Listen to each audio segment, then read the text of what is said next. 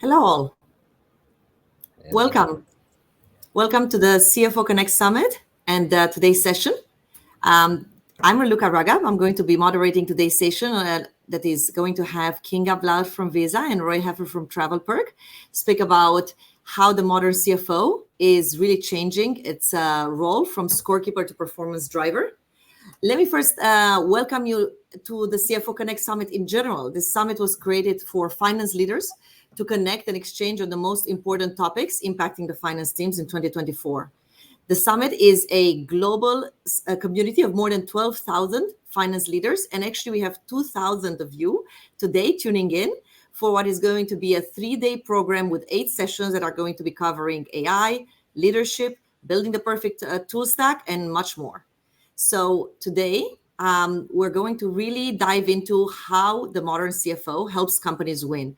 If I step back and think of myself as an investor, I always look for the vision in the company. I look for the market, but the really critical item is to always transform the vision into reality, to drive the execution.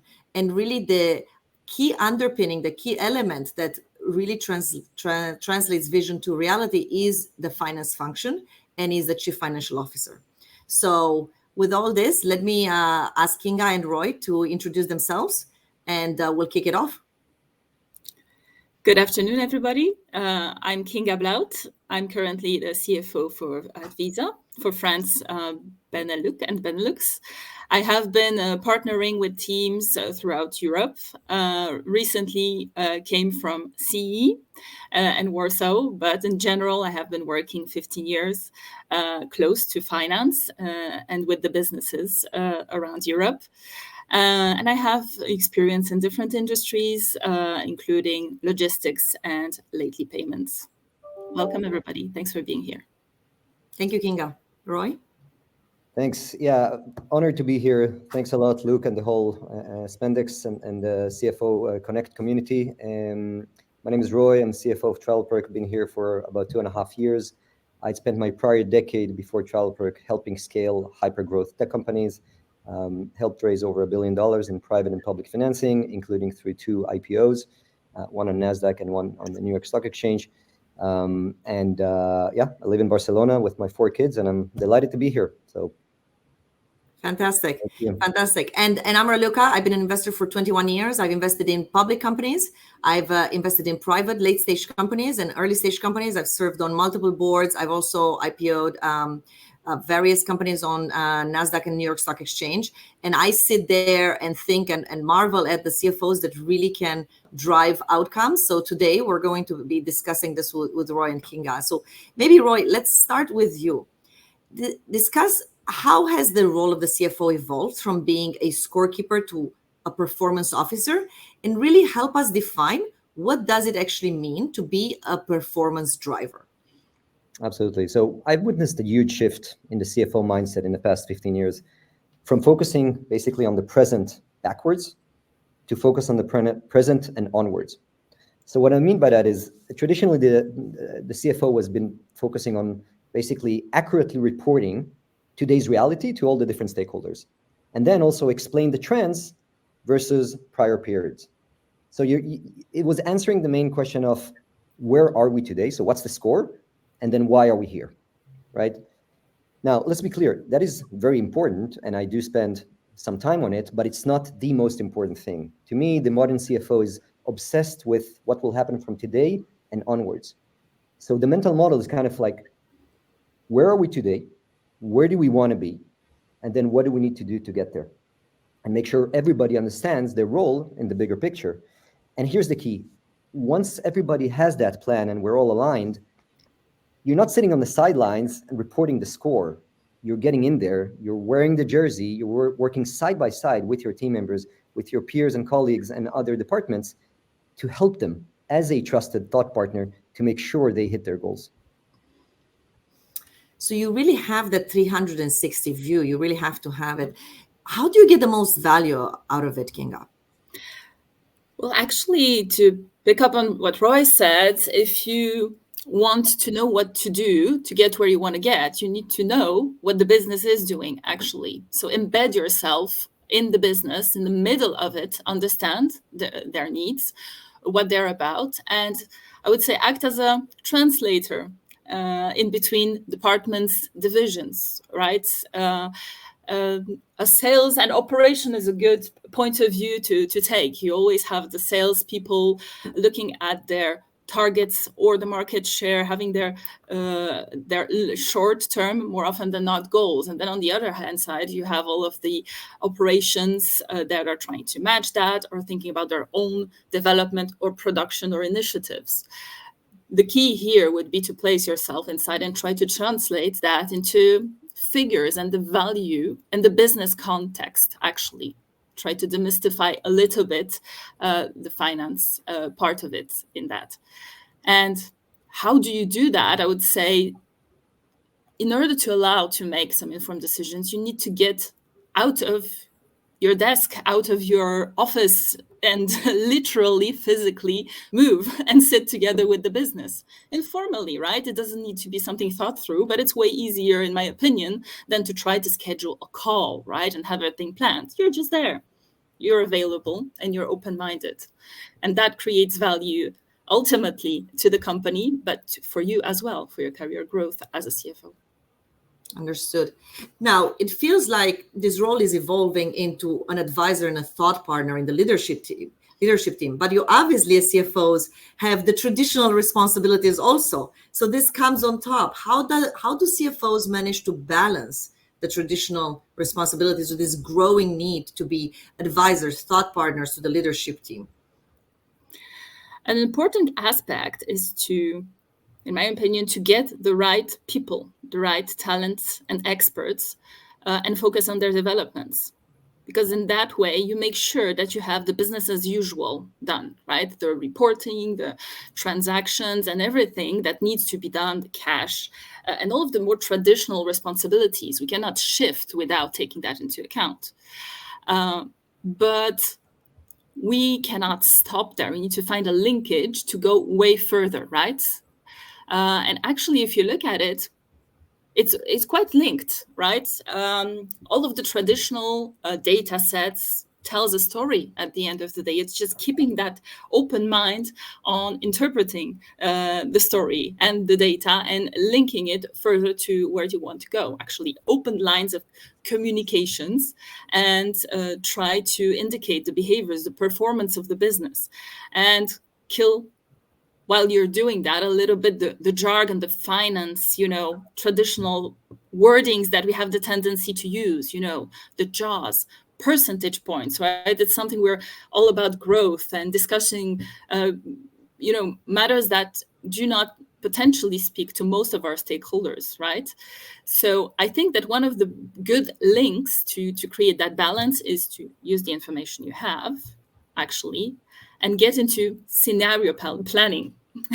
See, I'm still using planning, but not business planning. Just try to see how does it impact where we want to be, what we're doing, right? It doesn't need to be something quite complicated. It just needs to be translated again to, okay, you're doing something. You're making a case, an idea. You have an initiative. Why are we doing it, and what does it bring us? Is what gets you out of just the traditional reporting. Yeah, and I would just to add on that, I fully agree, Kinga, and I would also caution, like, first thing first, right? It's like a little bit like the Maslow pyramid. You first have to breathe and eat and drink, otherwise you're going to die. Like, you can try to be a strategic and thought partner and help the business, but if bills are not paid on time, if salaries are not paid on time, if revenue is not reported correctly, you're going to get fired. So build the essentials, like Kinga said. I fully agree with that. The best way to do that, to make sure the house is in order first, get the team, get the systems and processes, and then gradually try to step up that pyramid into the more higher value add activities. But don't just jump straight there. Make sure the house is in order first. Fantastic.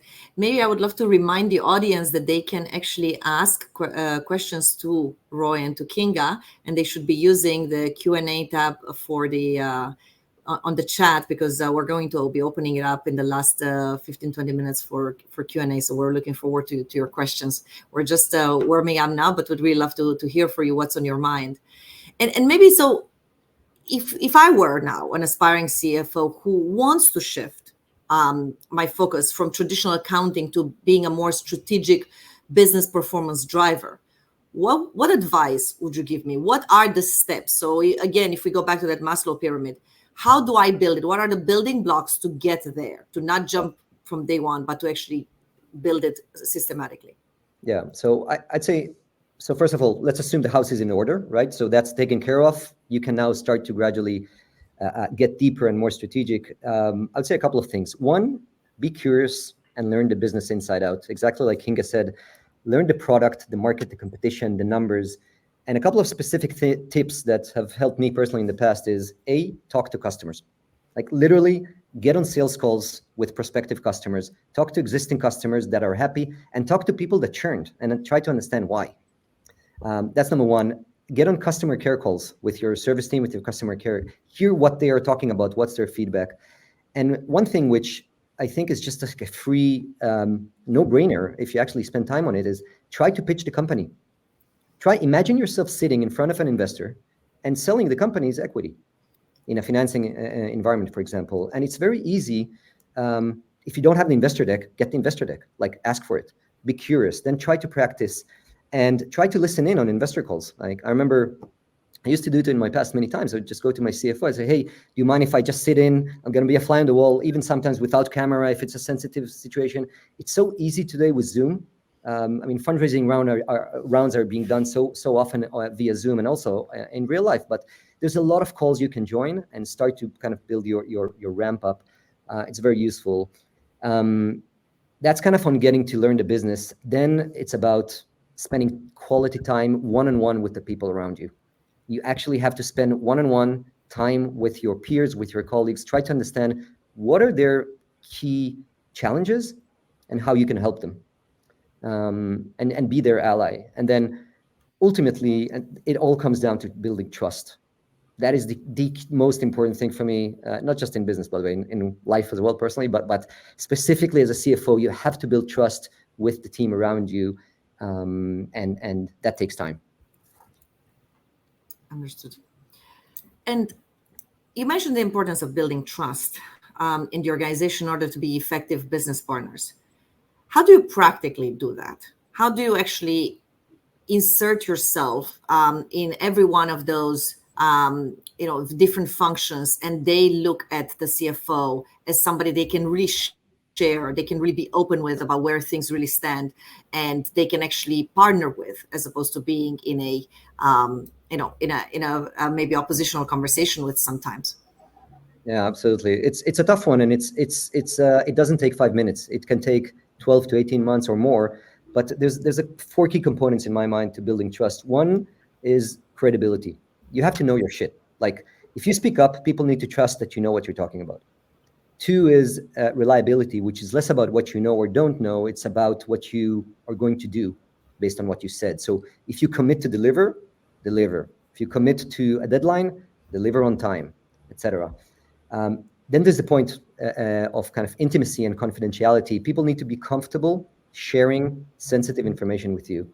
And this is one of those things that typically goes unspoken and unnoticed unless it goes wrong. So I had a situation where an employee on my team shared very sensitive salary information outside finance. And it was very, very difficult for me to build trust with that person afterwards. And ultimately had to let that person go. That's down the confidentiality. And number 4, and maybe the trickiest one, is put your ego aside. This is not about you. Fun story, when I came to the US, my first job as a VP of Finance back in 2016, I thought I was sent there to be like, to have impact, to show that I'm smart, that I'm capable, that I'm driving the business to the right places, etc.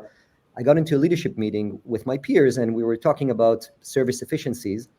It was a very heated debate, myself with the VP of Service, basically swiping punches at each other. And I was thinking to myself, this is my room, I have to show myself. And it was an absolute huge error on my side, because yes, I knew the numbers and I was actually right, but that's not the point. I may have won the battle, but I completely lost the war. And exactly like you said, Raluca, that VP of Service then, from that day onwards, looked at me as somebody who's not a team member, who's trying to help him. is actually like a rival who's actually questioning them, and do they actually know how to run the business? So yeah, sometimes you learn through mistakes, but this is But isn't that, so let me dig in a little bit there. Isn't that the default in the business, that the other functions in the business think that you are there in a control function, somebody that's there to keep tabs on them? So actually the default relationship with the finance function is an antagonistic one. And how do you manage? So Yes. you have credibility, you are reliable and you're confidential, yet to still get people to feel that you are the same team, what do you say to them, or how do you act? Because you're also going to have other times when you're going to be there controlling the budget, controlling what they can spend, and many times being perceived as a brake on their development, on their growth, on what they really want to do with the team. So how do you manage this? I'll answer, then I'll hand it over to Kinga just to finish the point here. One thing that I do today is I constantly try to, myself and with the team, try to help my peers behind the scenes, and actually like doing work for them, sometimes without them asking for it. Spend your time and energy. So for example, next week, we actually have a leadership meeting here in Barcelona, and the CRO is going to present her plans for next year, right? My constant ask for the team is make sure we support her to the absolute possible extent so that she shines. Great. Again, it's not about us. The meeting, I want that meeting to be without any finance person speaking up. I want her to shine in front of the leadership team. I want us to go the extra mile for her and her team so that she can be successful. And that's how you ultimately, that's a really good tip in my mind to build that trust over time, to make sure that it's about them, not about you. It's about the company. That's fantastic. Kinga, how do you do it? No, I agree, actually.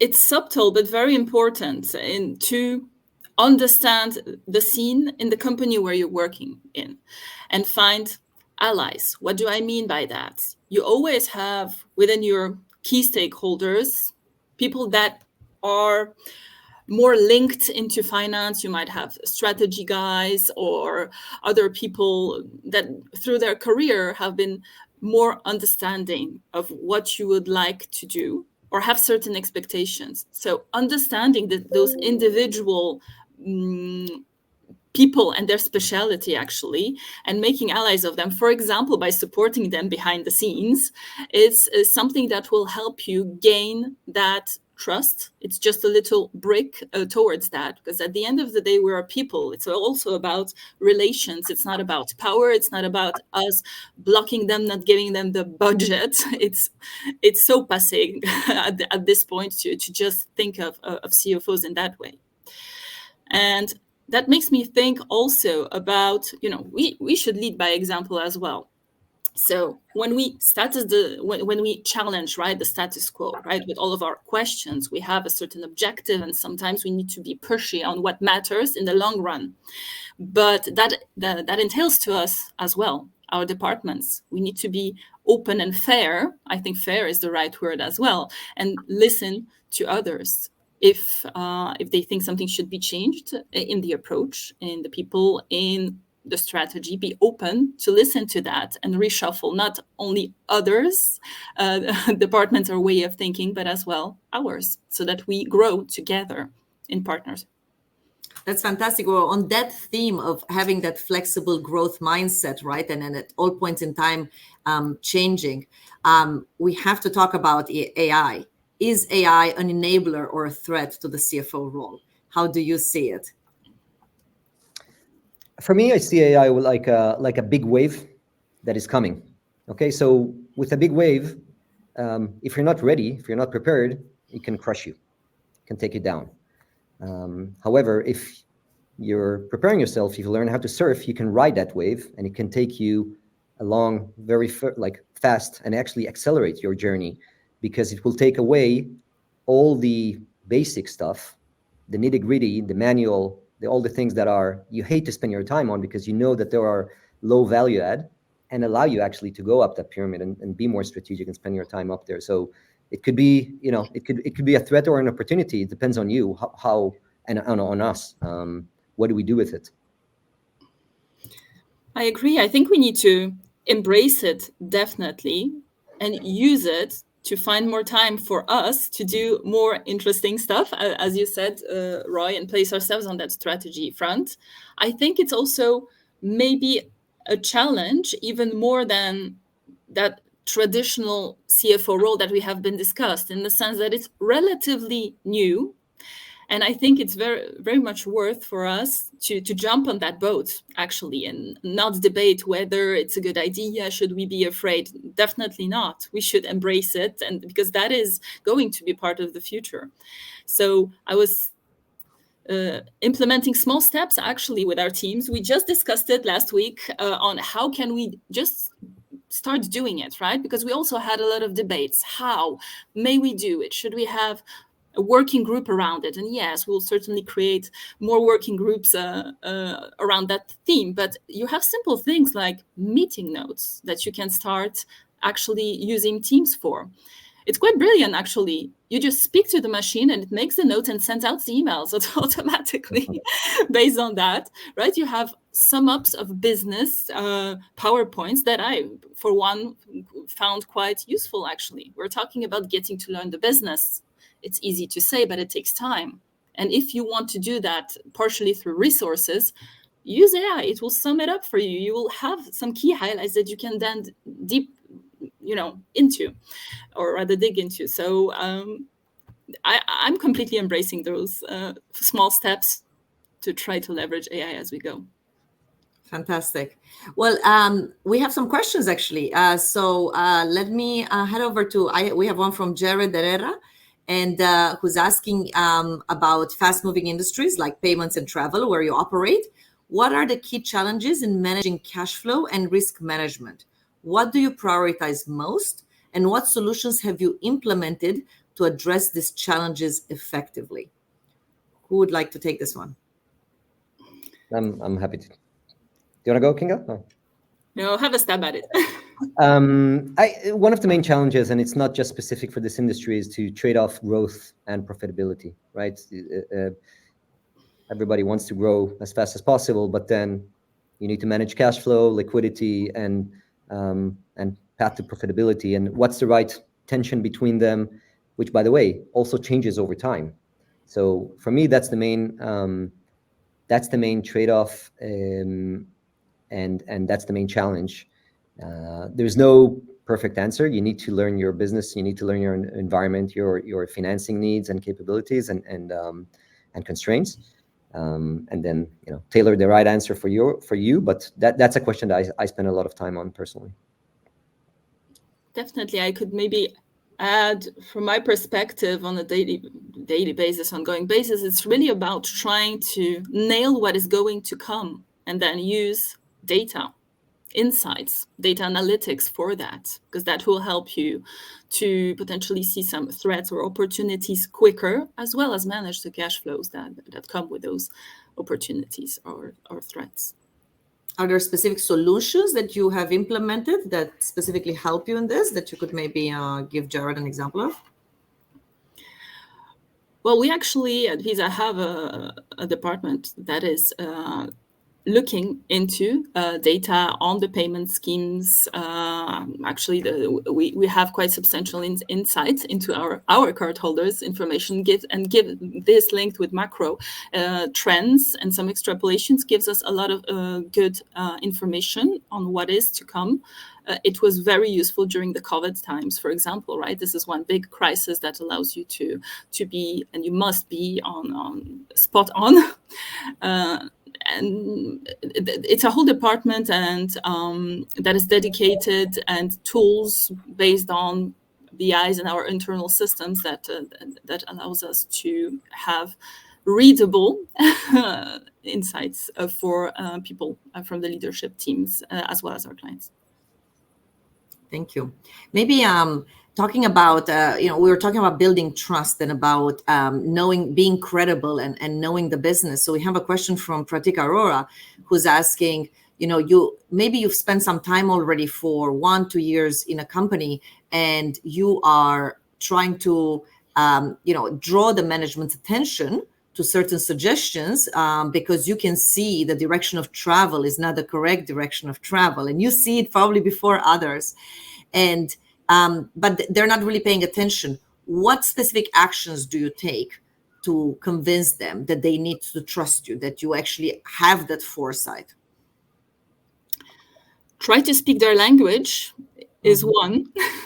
Actually, try to show them what's in it for them, not just raw information or your thought, but really making it worth their while, actually. So if it's something relating to sales, try to express that in terms of either their targets, goals, opportunities of new clients, or anything that is linked to that. If it's operations, it would rather be a completely different story. But once you know the business, once again, or you got to know them, you know how to hook them up to make them listen to you and exchange on the subject a little bit better. I totally agree. And I would add one effective way to do it is don't try to go direct. If there's a person that doesn't trust you or doesn't think you're trustworthy, fine. Don't try to fight that fight. Just understand that it will take time and slow cook it. What I would do in that scenario is try to understand who are the people that person listens to. Try to influence through others, because oftentimes there's a C-level who just takes time to convince. They've been in the business for 20 years and that's how they see the world, and it's fine. But there's 2 or 3 people that they really appreciate in the company. It could be on their team or others. Try to work through them. Actually, what I would do is go to those people and volunteer your energy and resources to do work for them. Like actually help them with an analysis, for example, and go to market on the marketing ROI, whatever. Do something valuable for them, and then they'll appreciate you. You're actually trying to find the right answer for the company. It's not about you. Build that trust over time with them, and then the best thing that will happen to you one day is you'll get called into a meeting with that CRO, whoever you try to influence, because they understood from their team that you have valuable input for the conversation. And by the way, on a broader point, I think that's really the magic about trust. It's kind of this, again, it takes time, and with different people, it could take different time. But at some point, you're being proactively called into meetings, not because people want your opinion just to kind of check the box and go to the CEO and say, oh, I spoke to finance, we're good. Like, no, because they actually think you could contribute to finding the right answer collectively. So that's a really good litmus test, by the way, if you have trust with your business partners. Are you in a check the box mode where people are coming with you with like package solution and want you to sign off? Or are you being kind of brought in earlier on, more into the sausage making and actually helping find the right answer together? Fantastic. I have a couple of questions that revolve around the same thing, which is about having a bit of a scarce resources. So we've obviously talked about that Maslow pyramid and getting the house in order and then actually thinking big, becoming strategic. How do you find that balance when you have very few resources? So, we have an example of somebody being a head of finance and responsible for only half an FTE. How would you do that? Because obviously with scarce resources, this becomes a much more difficult question. Both of you have now, I'm assuming, great resources. So try to dig back to when things were actually, being creative is one thing, right? Because of course it is all difficult and more difficult as we want to be effective to get an extra resource, the traditional way, right? But what you can do is make swaps, work with other departments. Use that, leverage that actually as a possibility to gain more knowledge for yourself by combining 2 departments into one, right? Or inviting simply somebody to work with you by giving you some extra knowledge on a certain department, for example, but at the same time, working on financial matters that allow you to do what you needed to do. That's one thing. I would add, look, this challenge always exists. Even if you have 20 resources, we're always, especially in the scale-up world, you're always starved, right, for resources. Everybody wants more, needs more, etc. That's the inherent kind of, that's how startups and scale-ups operate and exist. The thing is, think about how you scale yourself.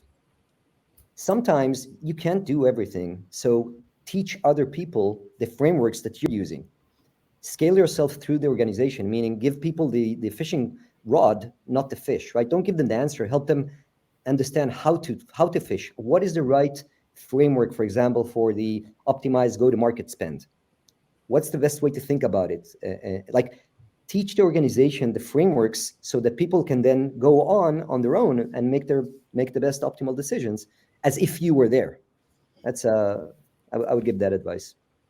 I love that. I love that. So maybe exactly talking about this, about the scale up. So we have a question about how you would structure a finance team of a scale up with 2-3 finance team members. I guess the question really is, what would be their roles? How would you split responsibilities, etc.? How would you structure it, maybe in terms of experience levels, etc.? Just, new scale up, 2-3 finance team members. How do you structure it?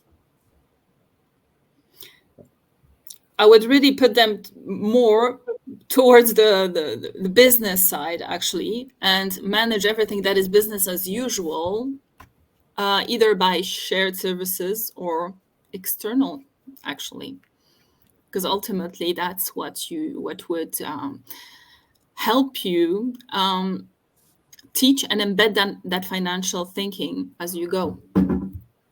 If you set too many business as usual people, just on the accounting side and getting all things right, you might have a disbalance. Again, looking a little bit more in the future of what you would like to create. So it depends on the context of your country and of your business. Okay.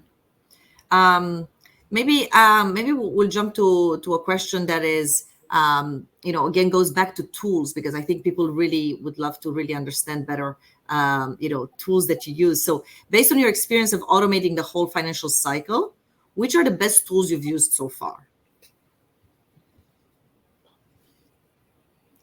I'll be honest, I haven't found the best tool yet. We're still working on automating a lot of stuff on our side, but I mean, there's a lot of, I don't want to name drop, all kinds of tools here, but there are a lot of tools.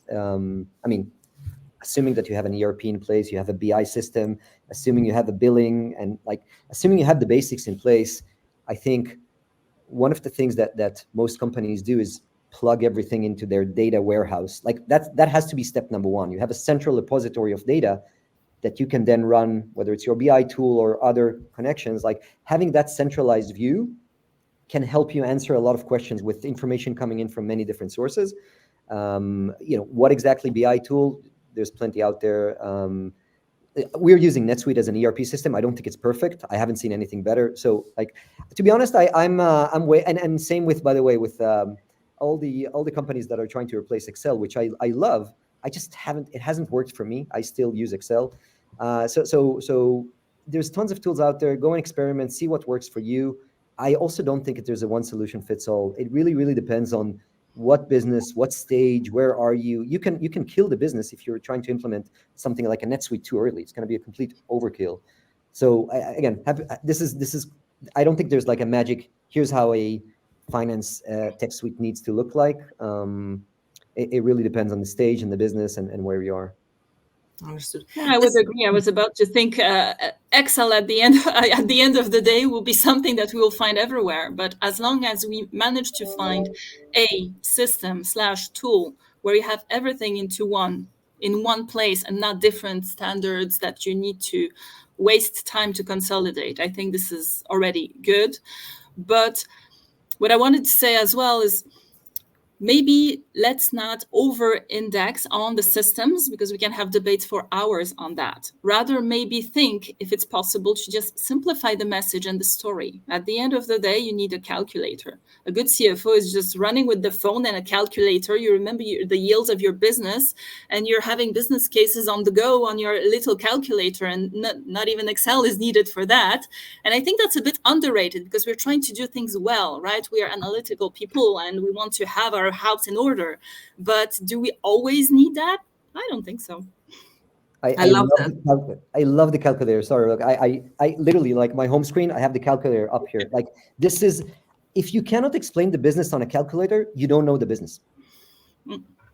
I love it.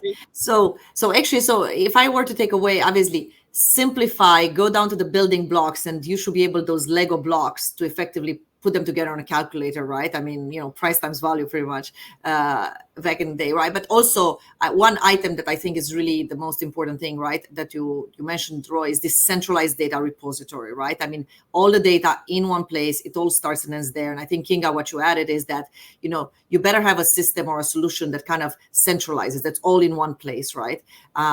So that you don't have the discrepancy. And that's a question from Anubhav, which is basically saying people plus process plus data and tech is the solution.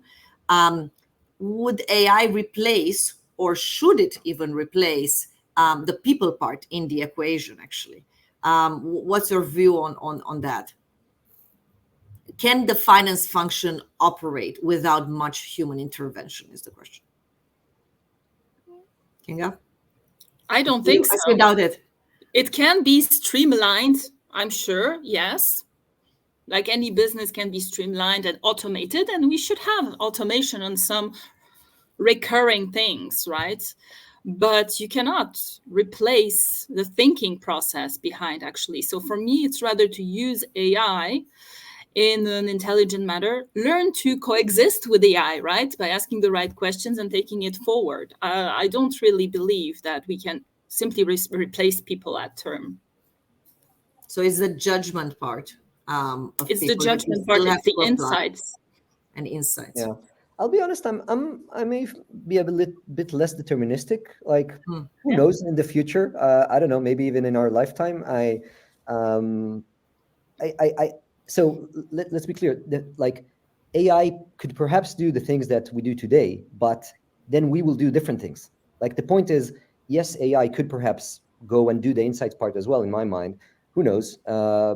Things are advancing pretty fast, but the point is not that means you don't have a job. The point is that while that progression happens on the AI side, you need to learn how to use AI to do the next thing you're going to do, which is not what we're doing today.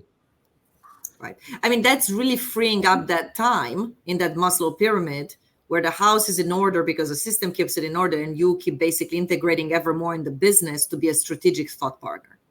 Absolutely. That's how you are creating mind space for that part. 100%. Yeah.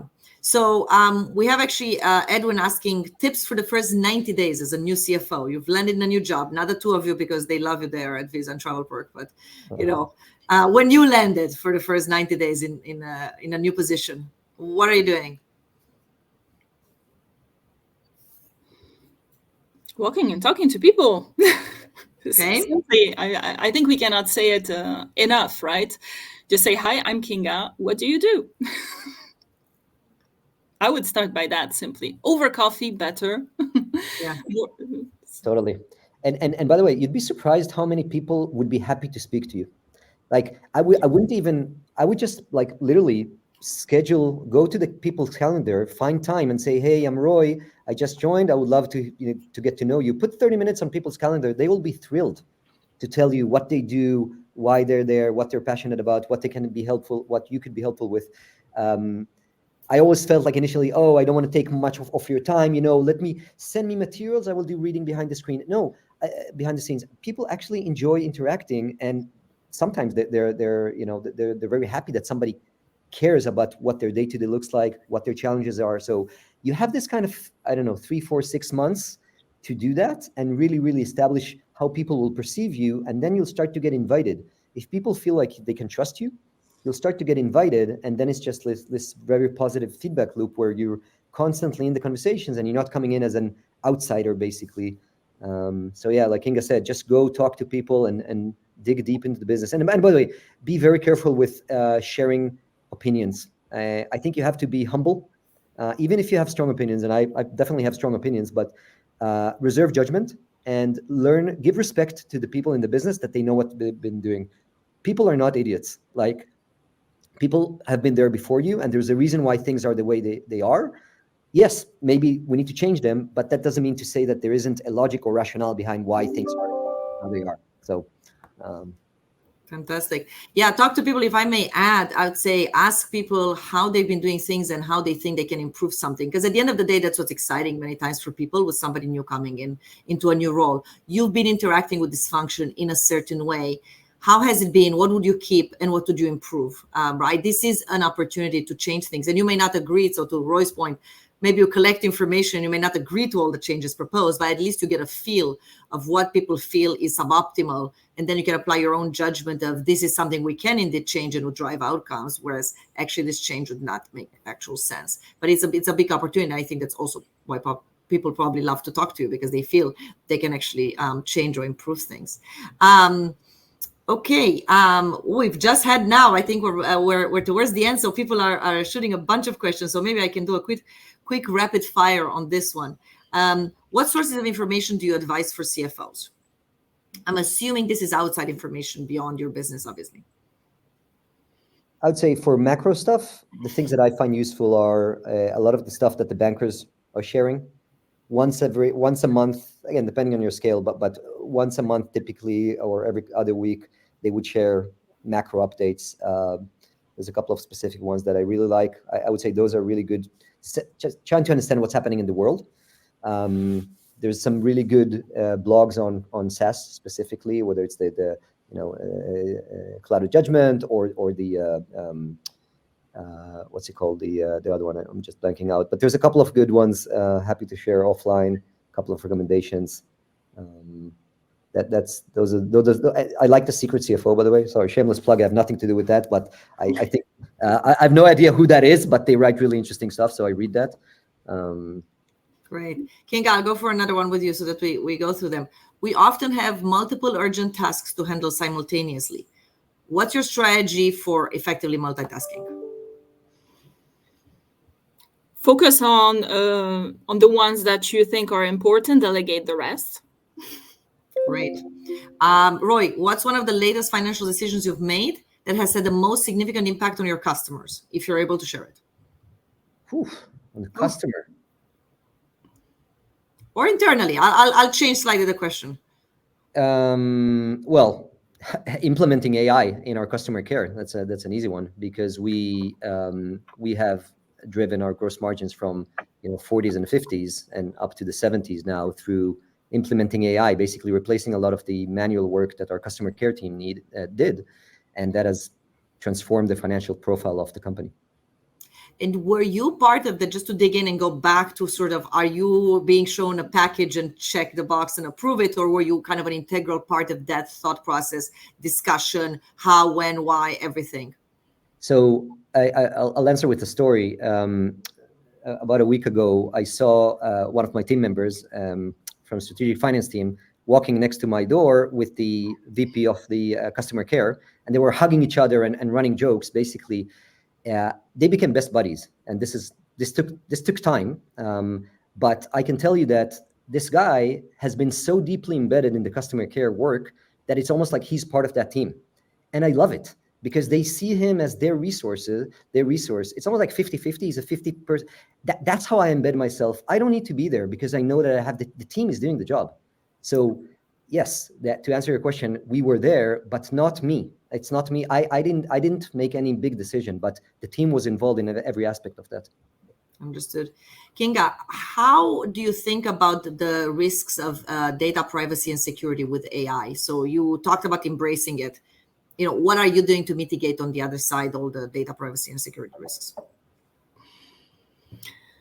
Well, obviously, a company such as ours is always checking on the compliance side and mitigating any risks that might occur, especially within the EU with all of the regulations. So we need to be on top of that, spend time and stop if needed to make sure that it is taken into account seriously. Understood. I think these are most of our questions. Maybe if we have time, look, I'll throw one more for the team. Do we have time for one more?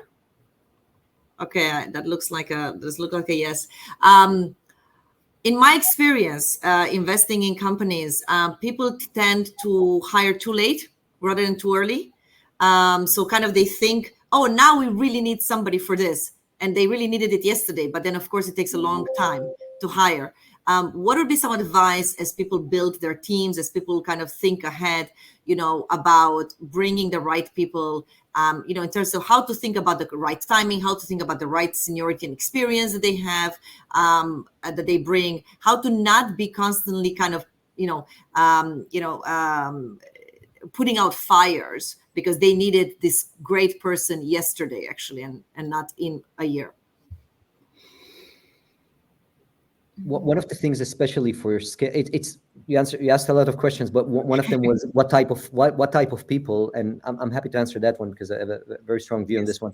One of the things that is very particular to scale-ups is you need people that, on one hand, can get into a meeting with the CEO and have a super strategic conversation as if you were talking to the board, investors, whatever. Then 2 minutes later, you go out the room, you go into the next door, and you dive as deep as possible into the nitty-gritty, into the weeds of the company, into the crux of whatever the question is. And it's not one or the other. You need to have people that can do both. This is something that I test very carefully during the interview process, and I pay a lot of attention to, because some people are great at like the strategic, they can say all the right things, but then they can't actually do anything. Their first question will be, okay, so now I need to do this. So I need 4 people. When am I hiring this, and this? And that's, if somebody asks you about the size of the team and who they can hire and things like that, something to watch out for. I think then when you become public and grow, it's a different mentality sometimes and different DNA. And very early on, you need more kind of the doers, not necessarily super. You just need people that can get shit done. In the scale-up pre-IPO, I would say you need both, and you need to be able to maneuver between them. So those are the types of people that I would hire. And those people, by the way, the beauty about them is they would also give you that flexibility, because to kind of take it to the next level, because you don't have to necessarily, you can kind of build them into future leaders because they know how to walk that walk up into the more strategic path, and then hire people under them or next to them. But they give you some flex, which is very important. Great. Maybe Kinga, I see 2 more questions here that just came as me. One of them is, in your current role, where would you like to spend less of your time and why? Less of my time? Yes. What are you trying to optimize out of rather than more? Reports. I guess a little bit more standardization, I think, given the amount of data that we have and that we are looking into, to spend more time with the business internationally, actually, to make sure that everybody is catered for. Because we operate in this company, in my previous role as well, I was responsible for 8 countries. Now it's 5. So it's not only about where you're physically, it's also about catering for the needs of everybody. And we live in a virtual world more and more, right? So it takes different time and different techniques to get to the bottom of the support in that area. So I would once again try to get rid of everything that can be automated. Great. I have more time for that. Thank you. One last question. What are your current daily tasks that have the most influence on growth? What do you do daily that really impacts? I mean, the question that I ask myself every time I wake up in the morning is, where are we? Where do we need to be? Are we on track to get there? If we're on track, great. Can we double down and accelerate? If we're not, how can we course correct and make sure we get there? Great. Fully agree. Well, Kinga, did you want to add something? No, I was just saying, I fully agree. This is what we have been trying to convey in terms of message, right? We need to make sure that we don't get sidetracked. Fantastic. Well, I think with this, our session is wrapping up. I thank you so much to everybody that's tuned in and everybody that's been so active and sent all the different questions. Really appreciate it. Thank you, obviously, to Kinga and to Roy for the great answers. And for everybody who's tuned in, we have plenty more sessions coming up. So don't forget to dial into those upcoming summit sessions also. And thank you to Spendex for organizing this. And thank you, Raluca. Fantastic. Thank you, Good job. Great day, everybody. All right.